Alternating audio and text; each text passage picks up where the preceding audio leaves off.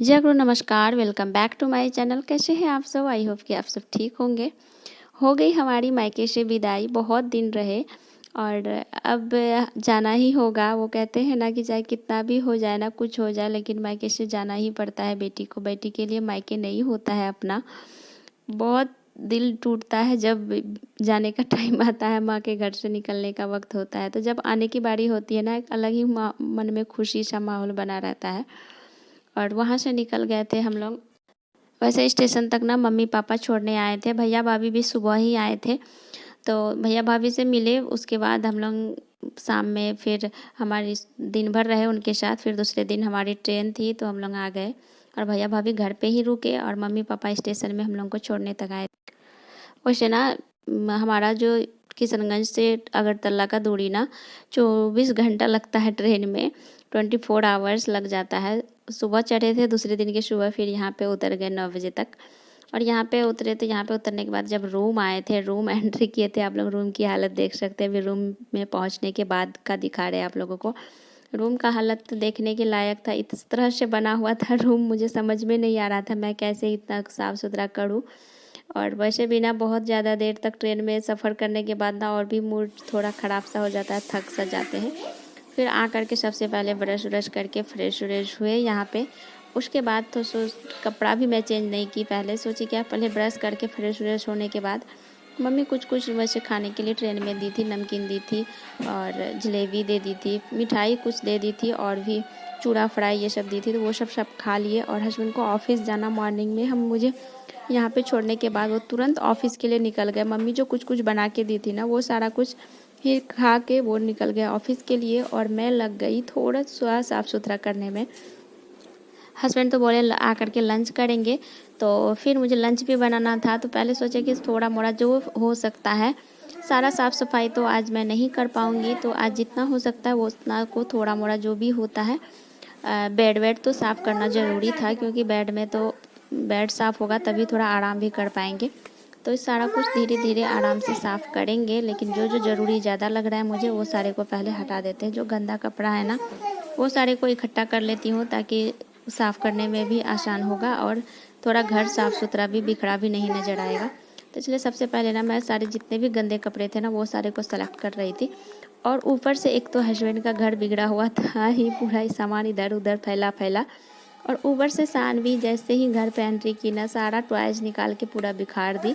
तो इसके कारण और भी ज़्यादा बिखर गया था। तो फिर सबसे पहले सारा बेडशीट पिल्लो कवर सारा कुछ चेंज कर देती हूँ, तभी थोड़ा सा ना मूड फ्रेश सा होगा, सोने में भी नींद राहत शांति का नींद मिलेगा, बेड में सोने से आराम होगा। जिस घर में हम गृहिणी नहीं रहते हैं ना, उस घर की हालत आप लोग देख सकते हैं किस तरह से होता है।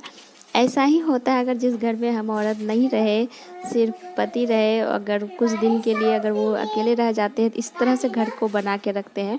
और मुझे आकर के ना बहुत ही ज़्यादा हार्ड वर्क हो जाता है, बहुत ही ज़्यादा डबल काम हो जाता है। जितना दिन मैं मायके में थोड़ा सा रेस्ट करके थोड़ा सा लेट जगती थी, थोड़ा सा लेट भी जगने से मैनेज हो जाता था वहाँ पे, तो वो सारा कुछ ना अब मुझे यहाँ पे निकालना पड़ रहा है। अभी मुझे लग रहा है कि एक सप्ताह में भी ना हमारा घर पूरे साफ़ सुथरा पहले के जैसा मैं कंप्लीट नहीं कर पाऊँगी।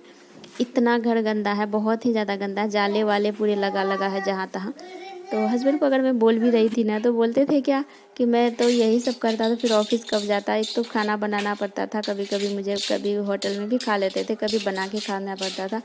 तो सब कुछ अकेले मेरे से नहीं हो पा रहा था, तो मैं नहीं कर पा रहा था, नहीं हो रहा था। तो अब मैं क्या बोल भी क्या सकती हूँ उनको। हर मुझे जहाँ तक लगता है हर जेंट्स का ना ऐसा ही होता होगा, क्योंकि हमारे घर में भी ना अगर मम्मी कहीं चले जाती है ना, तो पापा का भी यही हालत होता है। पापा भी अगर मम्मी एक दिन, मम्मी तो वैसे इतने दिन के लिए कभी भी नहीं जाती है कहीं पे, अगर एक दो दिन के लिए भी कहीं चले गई ना, तो पापा का तो ऐसा ही वाला ही घर हो जाता है, पापा इधर उधर करके रख देते हैं।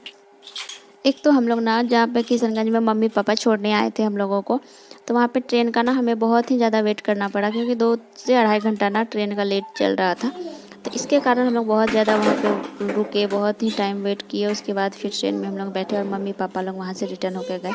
और ऊपर से सुबह सुबह ट्रेन थी ना, 6 बजे का टाइम था ट्रेन का। तो हम लोग घर से ना 4 बजे ही निकल चुके थे, 4 बजे निकले थे घर से। और सारा कुछ तैयारी करने के लिए मम्मी तो पहले ही जगी थी लंच वंच बना के देने के लिए। रोटी सब्जी पराठा सब कुछ बना के मम्मी पैक की थी, चूड़ा फ्राई करके सब कुछ पैक करती, क्योंकि बहुत टाइम लग जाता है ना आने में, 24 घंटा लगता है तो एक दिन एक रात लग जाता है। तो इसके कारण ना अगर ट्रेन में कुछ खाने पीने का अच्छा सा ना लो तो वो भी दिक्कत हो जाता है ना, कि बच्चे के साथ रहो तो बच्चा को लेकर के कुछ खाने पीने में बहुत ज़्यादा प्रॉब्लम होता है। वैसे सब आने वाले थे ना हम लोग, तो भैया भाभी तो सुबह ही आए थे। तो इसके लिए ना हुआ क्या कि रात में जब सोने जा रहे थे ना, तो सब फैमिली मिल करके ना बातें करने में ना हम लोग 12:30 बजे तो सोने ही गए। 12 12:30 के आसपास सोने गए, जबकि मॉर्निंग में जल्दी जगना था। इसी के कारण इतना जल्दी जल्दी करने के बाद 12:30 बजे सोने गए थे, नहीं तो और भी टाइम लग जाता बातचीत में। उसके बाद फिर मॉर्निंग में हम लोग, मॉर्निंग में तो क्या जगना, रात में ही जग गए थे, 1:30 बजे ही जग गए थे। जग करके फिर सारा तैयारी वैयारी करके रेडी वेडी होना, बच्चे को रेडी करना। मम्मी तब तक हमारे लिए खाना वाना सारा कुछ रेडी की, नाश्ते में जो भी देना था टिफ़िन में सारा कुछ रेडी करके मम्मी डाली, और फिर हम लोग निकले वहाँ से। और अगर मायके से आने का जब बारी होता है ना, तो मन तो थोड़ा छोटा हो ही जाता है, उदास सा हो जाता है। और यहाँ पे आके ऊपर से इतना सारा काम हो जाए तो और भी ज़्यादा मन छोटा हो जाता है। फिर जल्दी जल्दी फटाफट जो जो काम लगा मुझे, पूरा काम तो आज नहीं निपटा पाई थी मैं, तो सारे काम को एक दिन में नहीं कर पाए थे। सारे बर्तन को भी नहीं धोए थे, जो जो ज़रूरत का बर्तन था सारे बर्तन को साफ़ किए और खाना चढ़ा दिए थे। खाना भी पहले सोची नहा करके आऊँगी फिर खाना चढ़ाऊँगी। थोड़ा मोड़ा झाड़ू आगे आगे लगा के जो भी सामान था साफ़ करने का, कपड़ा जो भी था वो सारे को साइड कर दिए, और थोड़ा सा बेड वेड बना के फिर मैं चली गई थी नहाने के लिए। और हम लोग स्टेशन में जो उतरे थे ना, तो वहीं पे मिल रहा था सोहजन मिल रहा था। तो यानी कि ड्रम स्टिक, आप लोग इसको क्या कहते हैं, हम लोग सोहजना बोलते हैं। तो उसको वही मिल रहा था, तो वो ले करके आए, सोहजन ले करके आए। फिर उसी का सोहजन आलू का सब्ज़ी टमाटर के साथ बनाए, बहुत ही ज़्यादा टेस्टी खाना बना था। फिर नहा वहा करके खाना बना लिए, और फिर हस्बैंड को ऑफिस में कॉल किए, तो फिर हस्बैंड आए थे लंच करने के लिए। तो इस तरह से रहा हमारा ब्लॉग। आई होप कि आप सबको हमारा ब्लॉग पसंद आया होगा। मिलते फिर नेक्स्ट ब्लॉग में। अगर हमारे चैनल पर नए हैं तो प्लीज़ हमारे चैनल को सब्सक्राइब कीजिए और कमेंट कीजिए हमारा वीडियो कैसा लगा।